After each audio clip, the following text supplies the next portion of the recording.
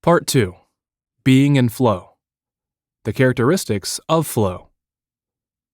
Toto, I have a feeling we're not in Kansas anymore. The Wizard of Oz. Chapter 5. A loss of the feeling of self and time. When we're in a flow state, we use less of our brain, specifically our prefrontal cortex. This phenomenon is known as transient hypofrontality. The performance of the prefrontal cortex reduces significantly when we are in flow. Our prefrontal cortex is responsible for helping us perceive the passage of time.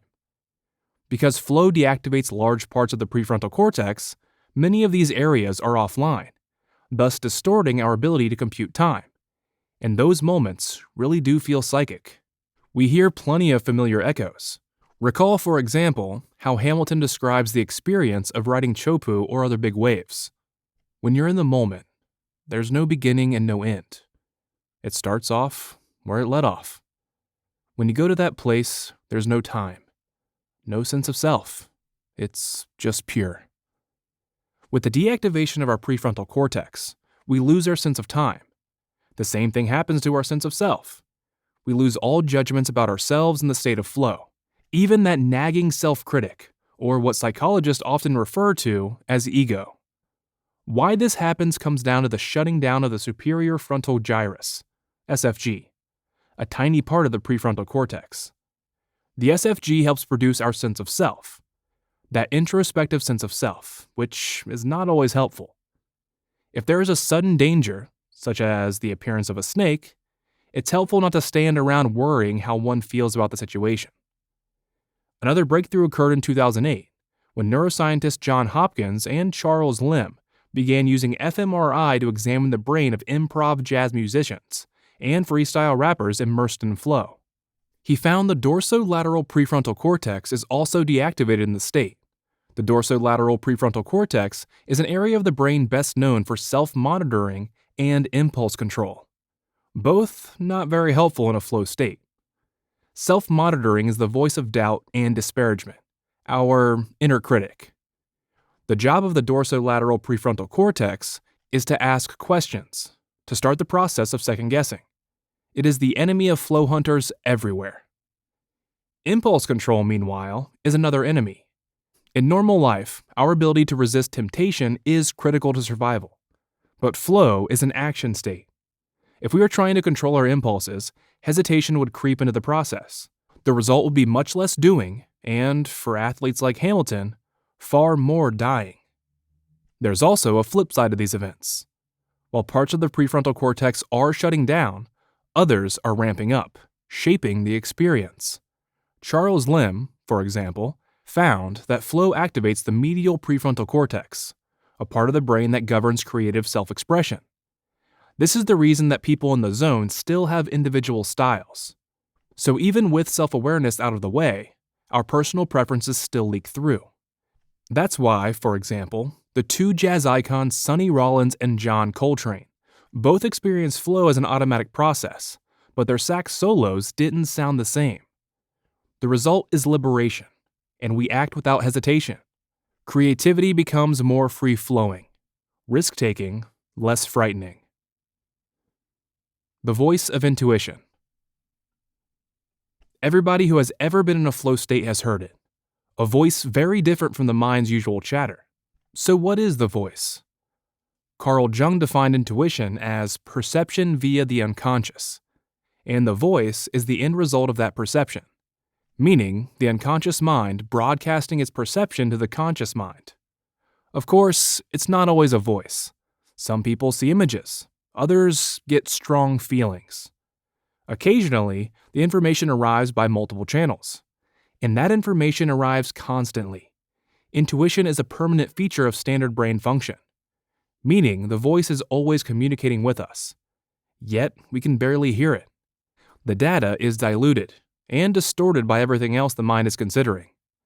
But in flow, the signal is stronger, the message is clearer, and for those on the receiving end, the feeling accompanying that broadcast is often one of profound relief, a sense that finally, at long last, someone else is driving this bus.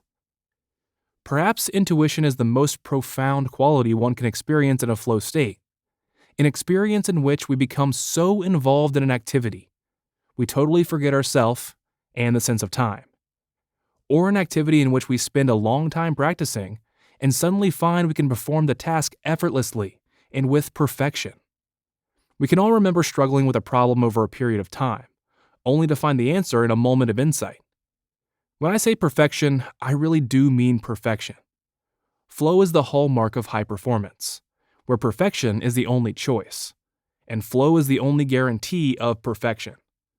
The distortion of time, the disappearance of self, and that strange voice that Einstein refers to as a sacred gift are among flow's more famous qualities. Why this happens comes down to hypofrontality. Transient hypofrontality. Understanding how the brain produces this peculiarity has been a long-time goal of flow researchers. Unfortunately, until recently, there has been issues. Neuroanatomy for starters. The brain is complex and specialized. Different areas do different jobs. So understanding how the brain produces an experience requires understanding what parts of the brain are involved in that production. For most of the past century, our imaging technologies weren't up to the task. Neither were our researchers, to be honest. In other words, the scientists who were interested in studying flow states weren't always that good at having flow states. With neither a technological nor personal window into the experience, the result was a black box and a big puzzle. Arne Dietrich, a professor of cognitive neuroscience at the University of Georgia, faced neither of these problems. Dietrich was born in Germany. He spent several years globetrotting, climbing mountains, competing in Ironmans, and training over 30 hours. A lifestyle only interrupted by the occasional date and a few phone calls to his mother. As a lifelong athlete and a professor in cognitive neuroscience, he had actual knowledge of the zone. And this led to questions. For starters, which part of the brain produces flow? The prevailing research has centered on the prefrontal cortex. This makes sense. The prefrontal cortex is the heart of our higher cognitive abilities. It's the place where we collect data, problem solve, plan ahead, assess risks, evaluate rewards, analyze thoughts, suppress urges, learn from experience, make moral decisions, and give rise to our usual sense of self. And since the zone is a state of heightened performance and enhanced decision-making, it seems apparent to scientists that the entire prefrontal cortex was involved, arguably functioning at a maximum level. But this didn't track with Dietrich's experience. The prefrontal cortex is where thinking happens, he explains. It's where we take ideas and add all kinds of layers of complexity to them. But I was slipping into flow regularly and always amazed by the clarity of the state. All that complexity was gone. Decisions were easy and automatic. It was like the opposite of thinking. So Dietrich started to wonder how the brain becomes so active to process all that information. This was when it dawned to him. The brain wasn't more active. We had it backward, he says. In flow, parts of the prefrontal cortex aren't becoming hyperactive. Parts of it are temporarily deactivating. It's an efficiency exchange. We're trading energy usually used for higher cognitive functions for heightened attention and situational awareness. The technical term for this exchange is transient hypofrontality, with hypo, meaning slow, being the opposite of hyper, i.e., fast.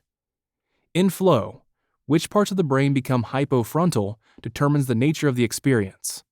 The more significant the deactivation of neuronal structures, the more profound and bizarre the experience. With self and time erased from the picture, all that complexity that Dietrich mentioned is edited out. It's not that the voice is turned up louder in the zone, it's that everything that stands between us and the message is removed from the picture. This is why the voice comes through so clearly in a flow state.